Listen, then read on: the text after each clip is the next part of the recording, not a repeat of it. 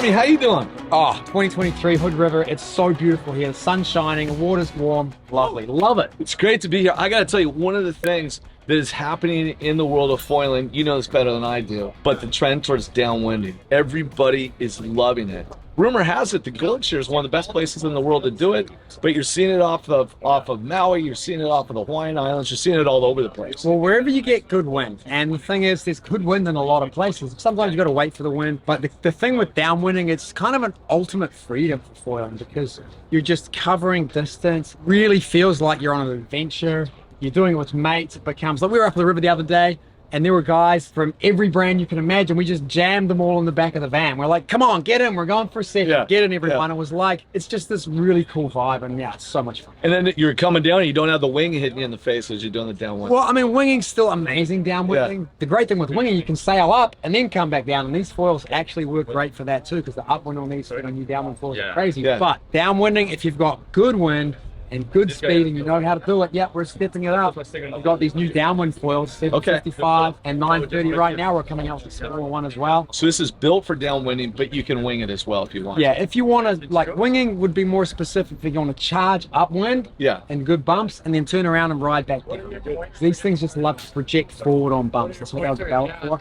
And the glide, AR13, 13.25 and 13.55. So yeah, they're up there, right? These things are blades. So yeah, they are not for your beginner wingers. In the hot tip, a beginner winger, one of these things. But definitely, if you want to go glide like crazy, you need some speed. You need to know how to get up to speed. These are performance downwind foils. So. Okay, so this is going to be somebody. It's not your first day out on a downwinder. Very far from that. Very far from that. Yeah. Hey, first day out, our 2050 is still great. Or the MA 2050. Yeah, or the MA 1750. Like the biggest foil you can get your hands on first couple of days. The biggest foil, the biggest board.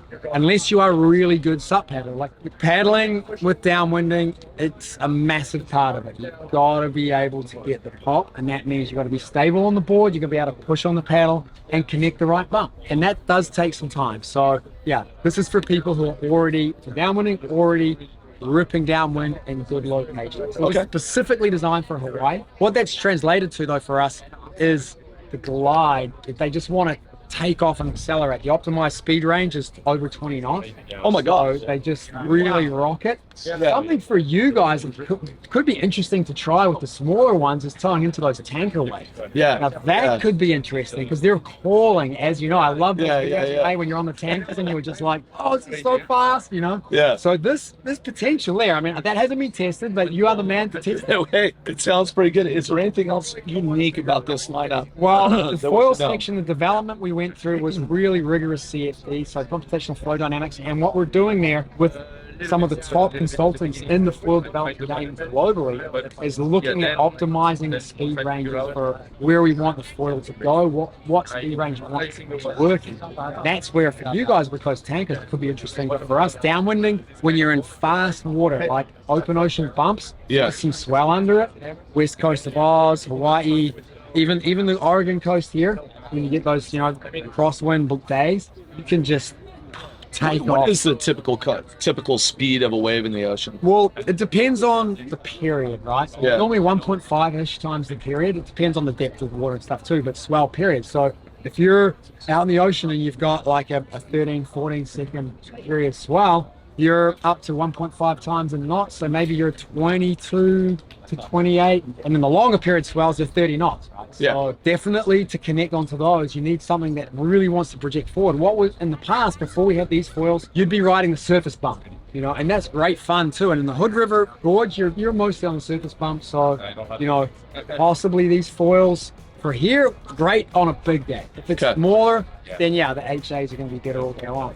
But when you're on those open ocean swells and you want to project forward and really take off on those swells, that's going to be that's the one. So they're a specific foil. I mean, there is a crossover with that upwind, downwind with the water. So because of the aspect, you put that on its side, that thing is going to blast you upwind. Well, thanks so much, Armie. It's pretty killer. Thanks for the overview of this. Really appreciate it. Great to see you. Check out our other videos. Thanks so much for checking this one out. Take it easy.